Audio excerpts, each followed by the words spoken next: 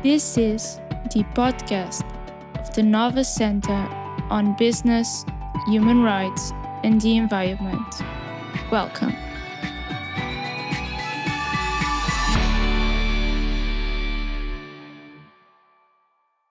Hello, everyone. Welcome to another episode of our podcast on business, human rights, and the environment.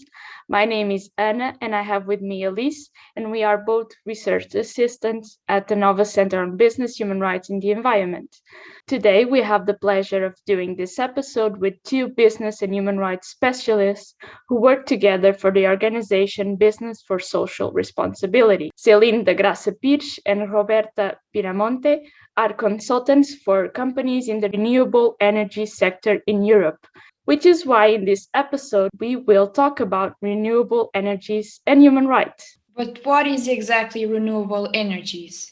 Renewable energies, also called clean energies, come from natural resources or processes that are constantly replenished, like solar energy. Why are renewables so important for South European-based companies?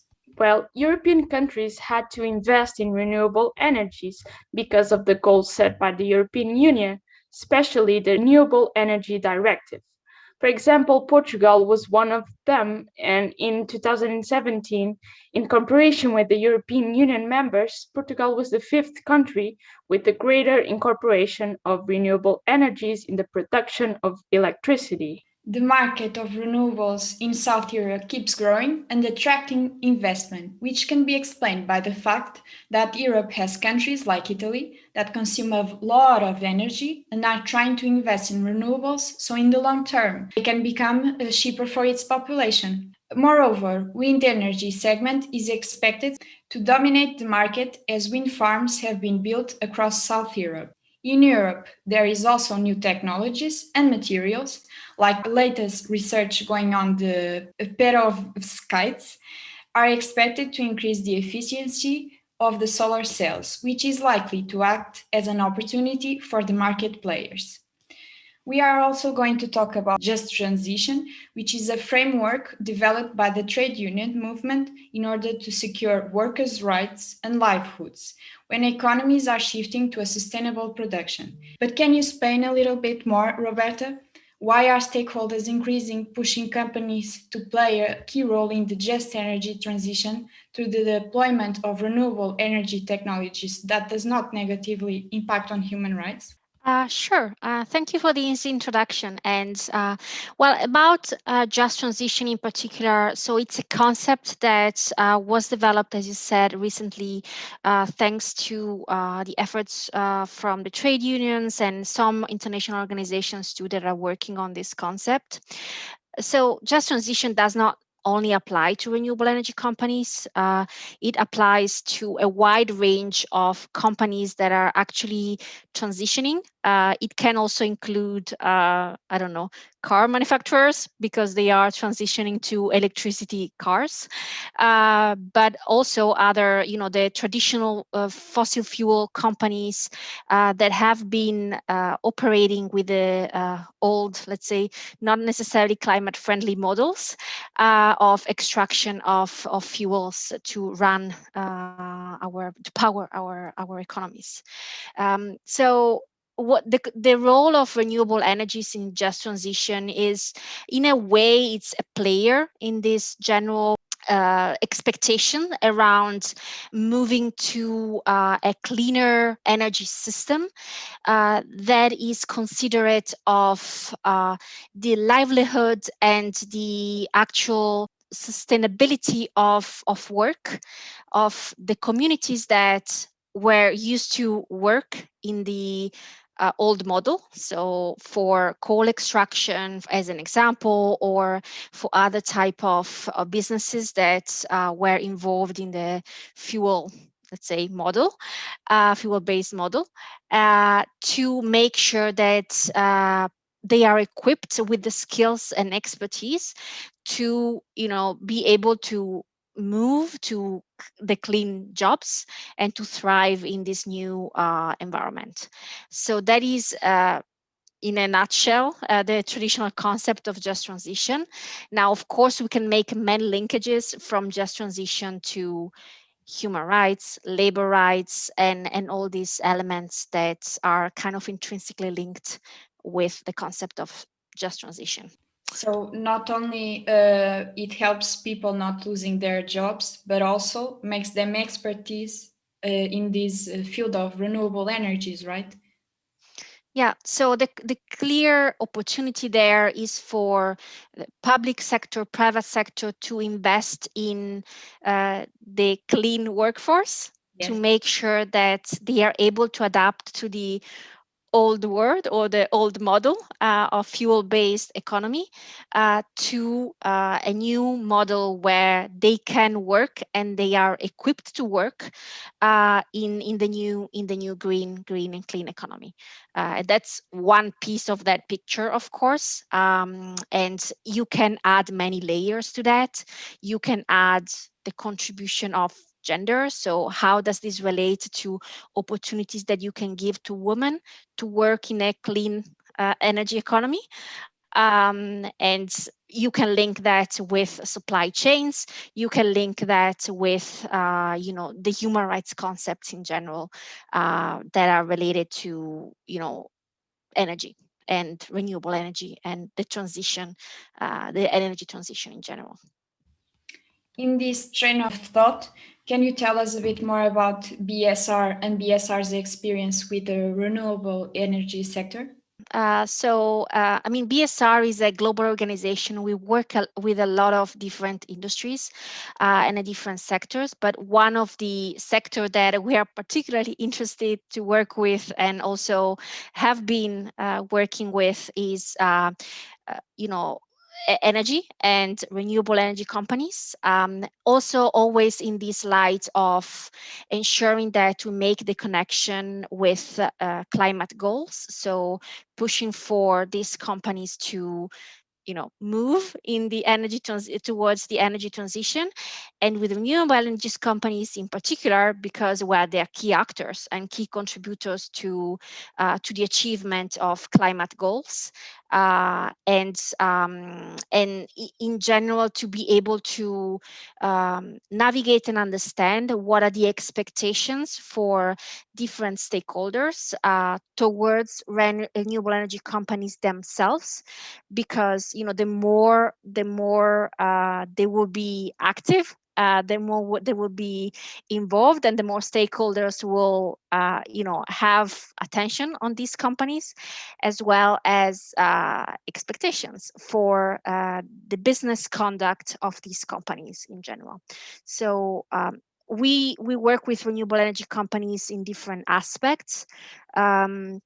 Looking at what we're talking today now, like human rights, but also looking at how they can contribute to their clients to meet their climate goals. So BSR, for instance, is an organization that is part of a bigger network that is called REBA, REBA, a Renewable Energy Buyers Alliance, where big multinationals and companies that are involved into procuring energy for their needs to produce, to run their data centers, to whatever electricity needs every company has to run their business, to move to clean sourcing of that electricity. So renewable energy actors are of course involved there, and that's also how we touch base on with these companies. Céline, can you now tell us what are the opportunities for growth in the field of human rights for renewable companies operating in Portugal? Yeah, sure. And thank you so much for the invitation again. I'm very happy to be here with my dear colleague, Roberta. So looking at Portugal, we see that there are opportunities for growth in the field of human rights and the environment, not only for renewable companies, actually, but for all companies of all sectors. To provide a bit of context in the business and human rights field, the Portuguese government is yet to release its first national action plan on business and human rights, which has been in the drafting stage for a number of years. Has highlighted in a recent webinar organized by the Nova Law School, There is currently no global legislative framework in Portugal on business and human rights. There are a number of instruments covering certain specific human rights topics like gender equality, prevention of harassment at the workplace, but no legislation at national level regulating business and human rights in Portugal, compared to what we have in France, for example, or in a drafting stage in other European countries. That's for the legal context in Portugal regarding business and human rights. So considering this legal non-existing context in the field of business and human rights, there is a huge opportunity for renewable companies to operating in Portugal to lead by example when it comes to respecting human rights and the environment. From a human rights perspective, the renewable energy movement is welcome because it contributes to clean transition that Roberta just described. And renewables projects serve as the front line of mitigation against climate change. So renewable energy companies have a great advantage in comparison with other companies because they are green by nature, by helping to slow the effects of climate change, which negatively impacts right to health, access to clean water, sanitation, etc., particularly for vulnerable groups. Renewable energy companies are, I will say, predisposed to contribute to human rights and environment protection globally. So as mentioned by Hannah and Alice in the introduction, we expect a clear growth of renewable energies projects in Portugal, which is currently dominating by hydropower projects in Portugal. And we expect strong wind and solar growth in the country until 2050 to achieve Portuguese engagement for carbon neutrality by 2050. So what this means for renewable companies, how they can achieve respect for human rights, and what is the opportunities for advancing the human rights journey. The renewables boom we are witnessing in the last few years lead to human rights and environmental implication. Even if most renewables companies operating in Portugal are complying with high regulatory environmental standards, there is still room for improvement, both in the field of human rights and the environment. Renewable energy growth needs to marry closely with protection of biodiversity and a clear social and environmental management agenda, particularly in rural areas in certain of Europe, like Portugal, where impacts of the renewable projects in availability of lands for agriculture, for instance, or decrease of wild species, noise pollution, has been highlighted in the recent years. So if we see the results of the last renewable energy and human rights benchmark, launched by Business and Human Rights Watch Resource Center last year, we see that there is a lot of work to be done, a lot of opportunity, room for improvement for renewable companies to advance their human rights journey. If we take EDP, for example, Electricidade Portugal, the company scored 24% out of 100%. So that shows that even one of the world's biggest Portuguese renewable energy company can improve its performance in human rights and environmental due diligence. And actually, those companies, Portuguese companies and foreign companies operating in Portugal, will need in the coming years to align with the requirement of the upcoming EU directive on corporate due diligence and corporate accountability. So advancing human rights, environmental journey, it's now a necessity for a Portuguese company and the foreign company operating in the renewable sector in Portugal. So basically, the directive will help these companies in Portugal to actually grow quickly in the area of renewable energies because they don't have any other choice, right? Basically. Right. The fact is, at BSR, we push company to go behind compliance, and to align with the UN guiding principles, business and human rights. The upcoming directive actually is welcome because it's bring, a level play, a playing level field, and harmonize what is required by companies to achieve respect for human rights and the environment. So that is really welcome, and it push, of course, companies to go faster and more efficiently to meet the deadline. So if we take this directive, which we are still waiting for the European Commission proposal, hopefully to be launched in June or July this year. But the fact is, this upcoming directive will lead to multiple efforts by companies to comply with the directive, and also to lead by example, because they can, take human rights, environmental respect, protection as a competitive advantage in a very competitive market in Portugal and certainly in Europe in general. But one thing, just to contextualize, because it could seem like weird that we bring together environment and wildlife when we talk about human rights. I mean, it's not really weird, because when we should never look at these issues in total silo, as they are completely separated, one between each other. If you think about, well, I mean, we have it under our eyes, the COVID situation that is now impacting the entire world. It all started from, environmental issues because of treatment of, or rather, inappropriate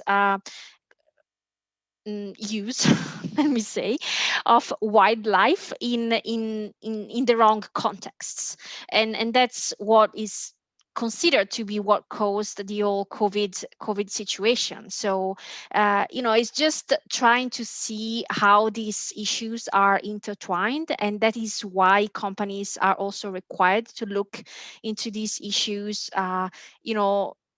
consistently, because they are actually very interrelated. And even if we don't see necessarily the clear linkages, direct linkages now, they may come in the future.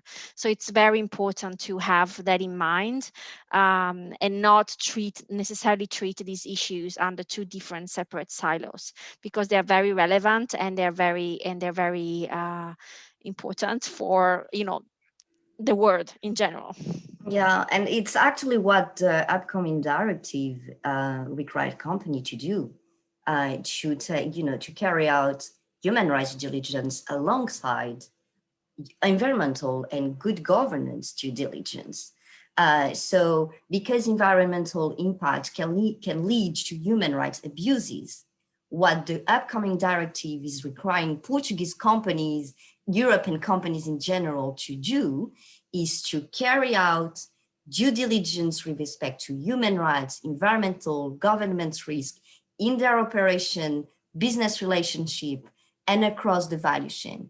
Because environmental impacts, again, can lead to human rights violation, mostly impacting local communities, and inside these communities, vulnerable groups. It's great that we have this new directive actually connecting the environment with human rights, because what we actually have been studying and seeing is that in most case laws involving companies, they actually separate the claims against the company because of the environmental problems that they caused and the human rights.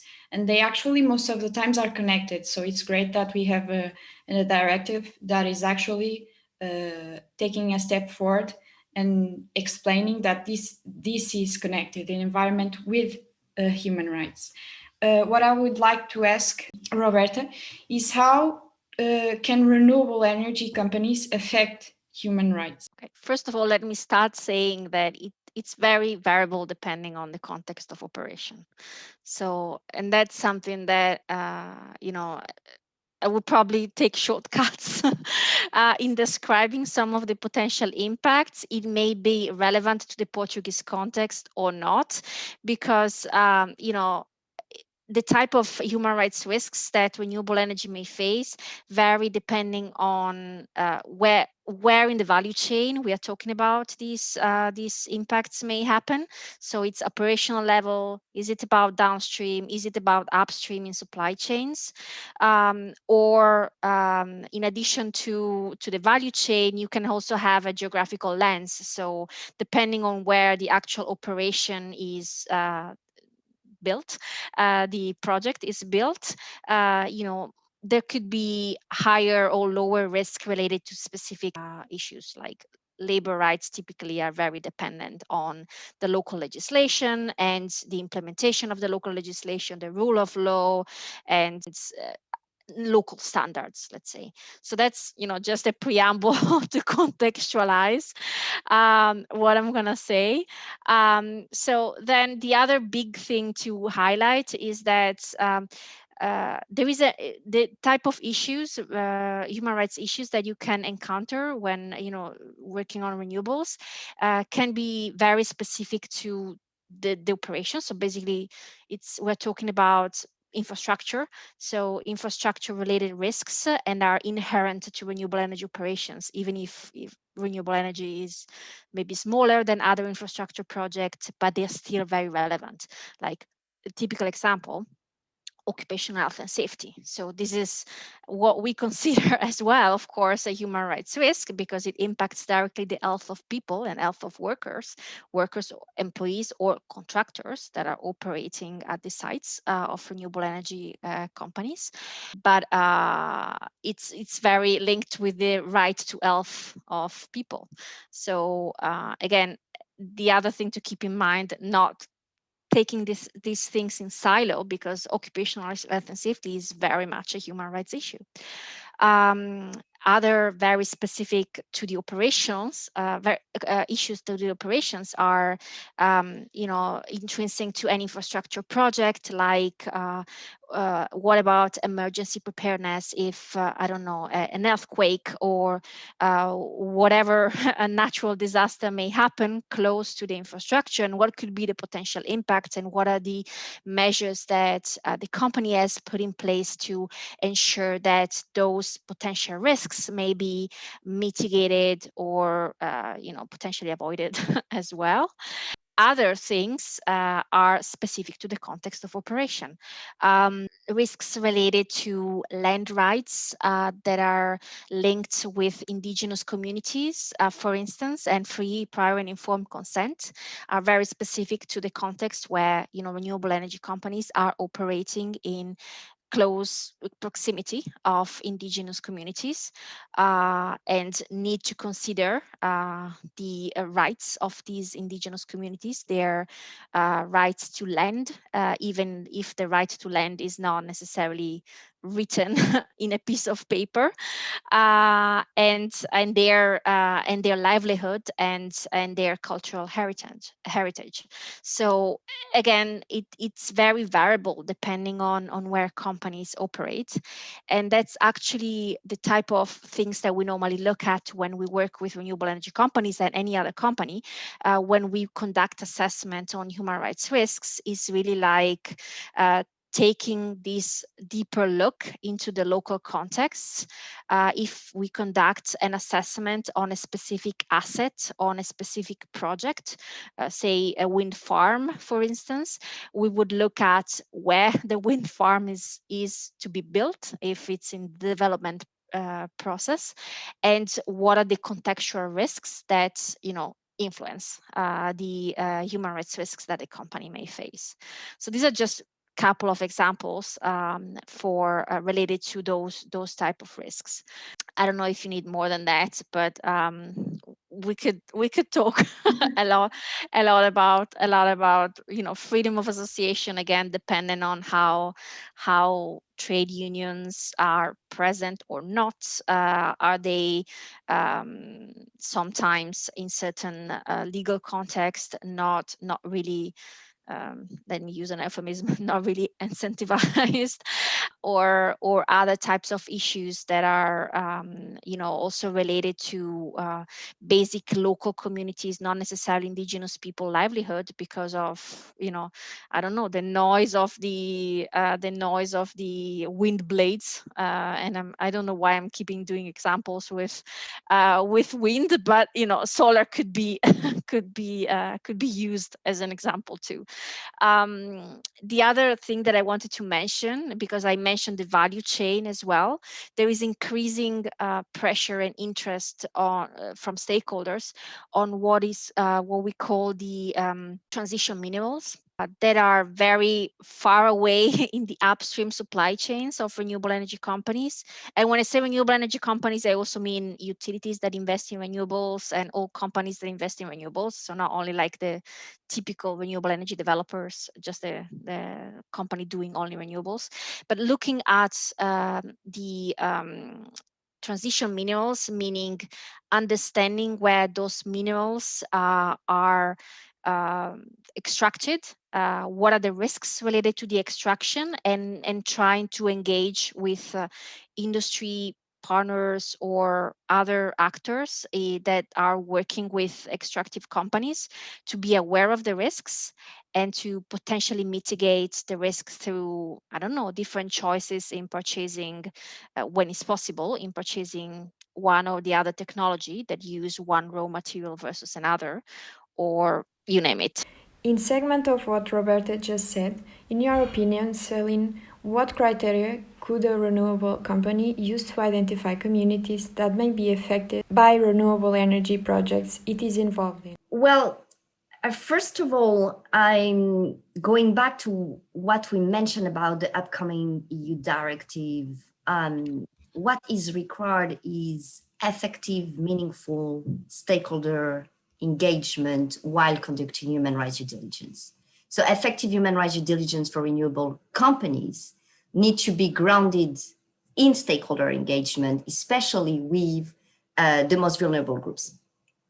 So there is a few steps to take to identify who are the communities that may be affected by renewable energy project in order to be able to conduct meaningful, effective stakeholder engagement and community engagement processes at local level, at project level. So first step would be, I would say, understanding the operating context.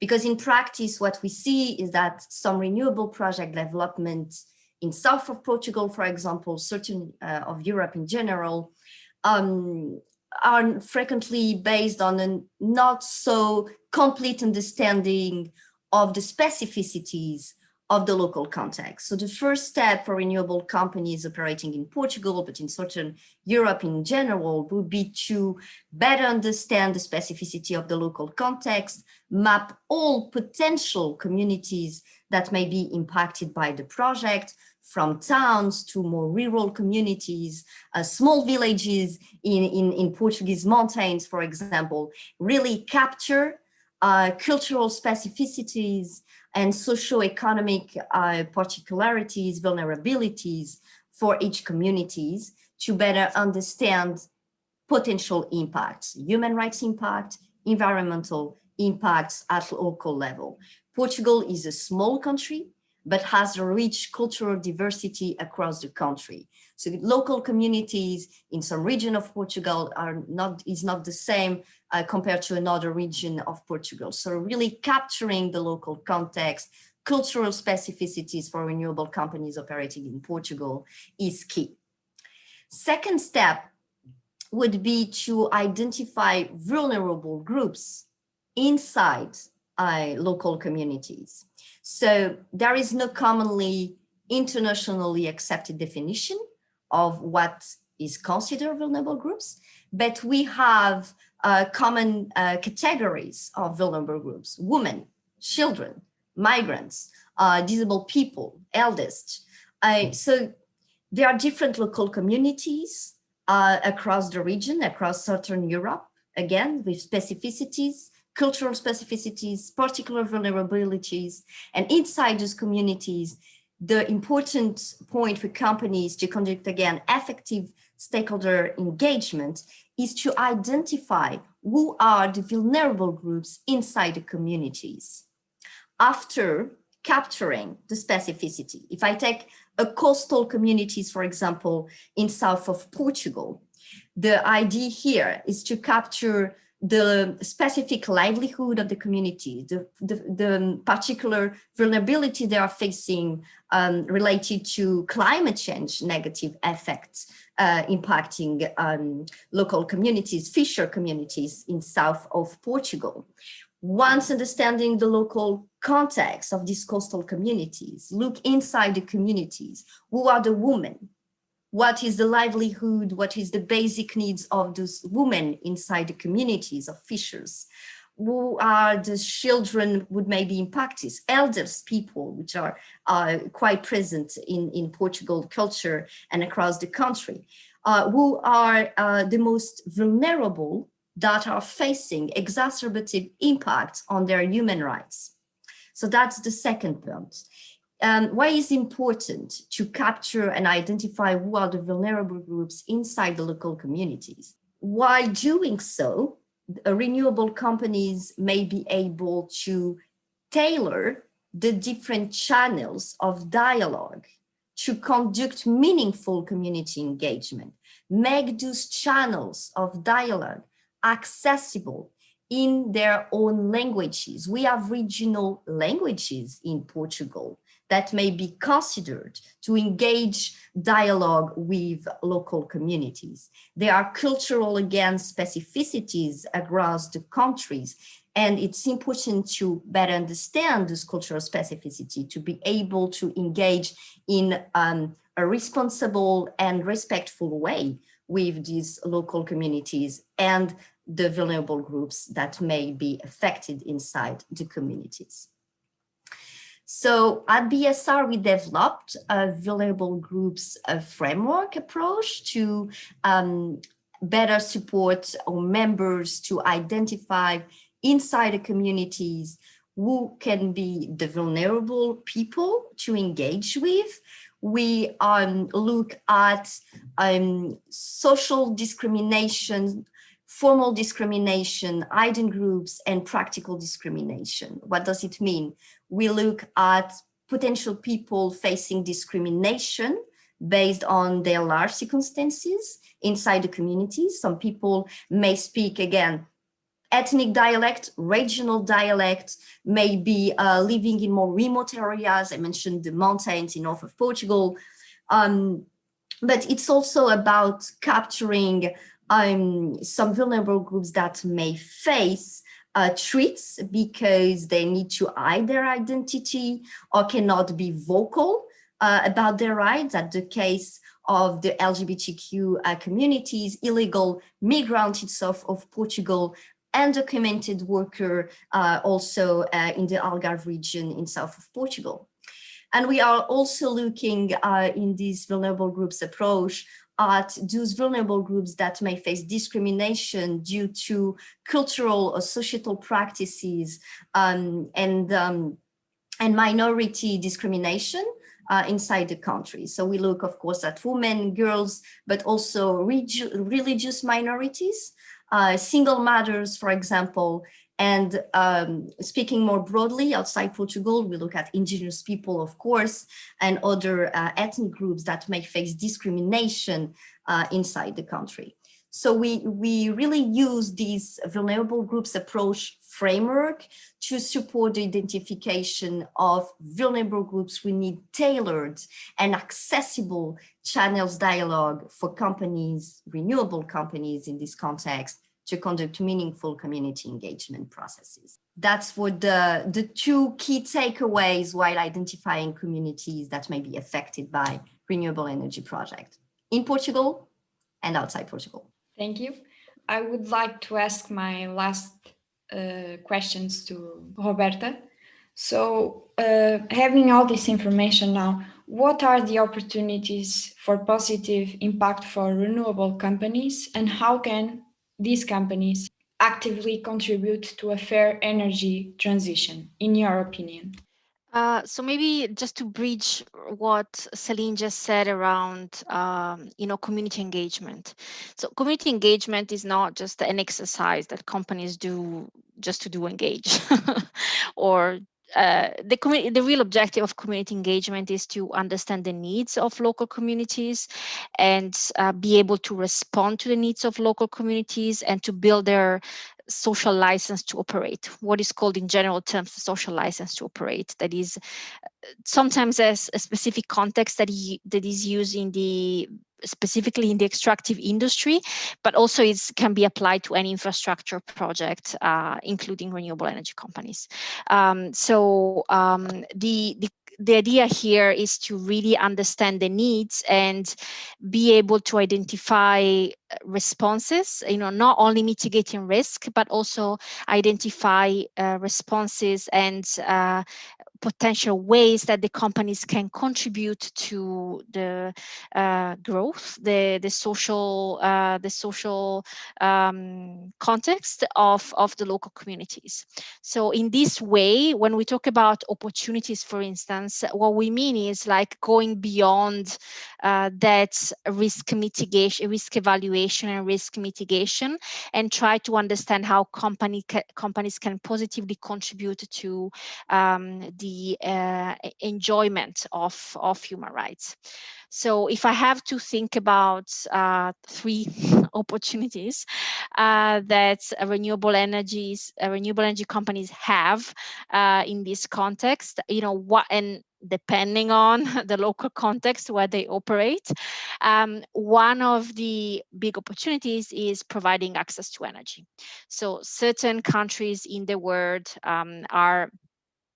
do lack, and certain communities, especially in the most remote areas, do lack access to electricity. Now, electricity, we keep it for granted that we have it in our homes, but not everywhere in the world. This is a guarantee.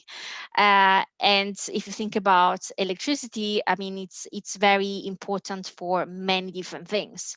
Sanitation, for refrigerating food, for so many things. And renewable energy companies in certain contexts, when they understand that there is this need in the local communities, like local communities in very remote areas do not have access to the normal grid or electricity in general. So that's how renewable energy companies can contribute to local communities in the first place, like providing that access to electricity. While other aspects in terms of opportunities, that, to be honest, this is applicable everywhere, when, and for every infrastructure project too, when this type of project go to specific places, they bring job opportunities, they bring they can potentially support access to local technical education related to electricity. So they have the opportunity to contribute to the growth of the local communities through jobs and through education, for instance. And then finally, we have lightly touched on that when we talked about vulnerable groups, but one of the emerging concepts that we are also increasingly working on at BSR is diversity, equity, and inclusion. So how can renewable energy companies, with their presence in local communities, support this inclusion of the most vulnerable groups and the ones that are most excluded, whether it is about thinking about providing, I don't know, job opportunities for disabled, or job opportunities for women. That thing that I mentioned about how can we build in the just transition movement, more job opportunities for women to work in the clean energy economy. So just these are the 3 that are on top of my head, but again, community engagement and these deep diving into understanding the local context and the local needs, can give to the companies that operate renewable energy projects this understanding of how can they contribute to their more enjoyment of human rights. Thank you so much, Roberta, first of all. And I think Céline wanted to add something. Yes, maybe just a quick word. We talk a lot about, human rights risks, environmental risk, but I guess the question renewable companies may have now is what does effective due diligence required by the upcoming directive look like, and what are the key action to take to identify, prevent, assess, and remediate human rights adverse impacts and environmental adverse impacts. So just on that, I would say that, the key elements for human rights due diligence in line with the directive, but mostly in line with the UN guiding principles, are assessing actual and potential impacts by conducting human rights impact assessment. So at corporate level, but also at site level, integrating and acting upon the findings of those assessments, tracking performance, and finally, know and show, which means communicate how renewable companies are actually addressing actual and potential impact identified in their value chain. So the good news is that those actions can be taken at corporate level, at project level, and maybe we could share like 3 steps to prevent, mitigate, and remediate human rights and environmental risk in line with the UNGPs. So I will say that at corporate level, renewable companies, can show that they are respecting human rights by developing a human rights policy statement, articulate this statement with a clear human rights strategy, ensuring that, they are showing their respect for human rights and environmental protection in their own operation and also in the supply chain. And also establishing, human rights governance structures at operational and corporate level that can leverage overseas existing policies and human rights processes. And on the prevention on human rights impact, what we can add about human rights impact assessment, and we have a strong experience of conducting, I guess Roberta has conducting a lot of human rights impact assessments at, both level, corporate-wide human rights impact assessment, site level human rights impact assessment. The objectives through human rights impact assessment for renewable companies is really identifying any actual, but also potential adverse human rights impacts, environmental impacts that may exist or arise in their supply chain and across the value chain in general, but from a right holder perspective.